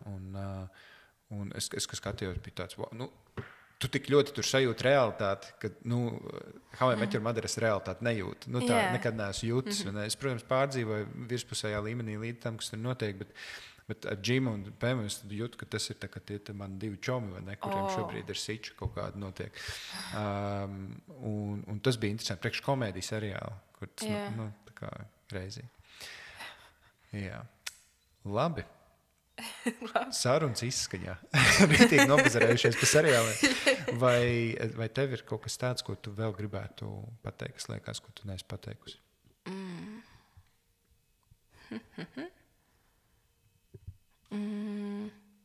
Vai tu atvedi? Es atvedu. Jā. Varbūt tu vari atnest. Es tev varu iedot. Jā, tu varbūt, tev daudz pierakstīts ir? Nē. Varbūt tu vari nolasīt, ja tu vēlies. Jā.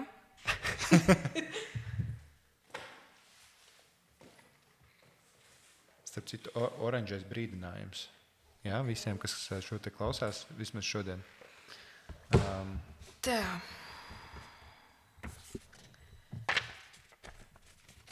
Uz rozā lapiņas ir ļoti skaisti. Jā. Galvenais, lai mēl nesamežģās. Tātad šis ir citāts, pēc kura es vados vienkārši pa dzīvi. Es viņu pirmo reizi dzirdēju kaut kādā intervijā, ka pieminēja Jacobs Colliers, mūziķis, uz kuru koncertu es nebiju vakardien, diemžēl. Un tad es atradu, no kurienes ir tas, ko viņš saka, jo viņš pats teica, ka tas bija kaut kāds citāts, un pēc tam viņš arī vēl kaut kādās intervijās to minējis, un man ļoti, ļoti patika. Tāpēc, ka tas dara gan vienkārši dzīvē, ikdienā, tādā ikdienišķā saistībā ar cilvēkiem, draudzībā, mīlestībā, vienkārši visur. Tātad, never be cool, never try to be cool, never worry what the cool people think. Head for the warm people. Life is warmth. You'll be cool when you're dead.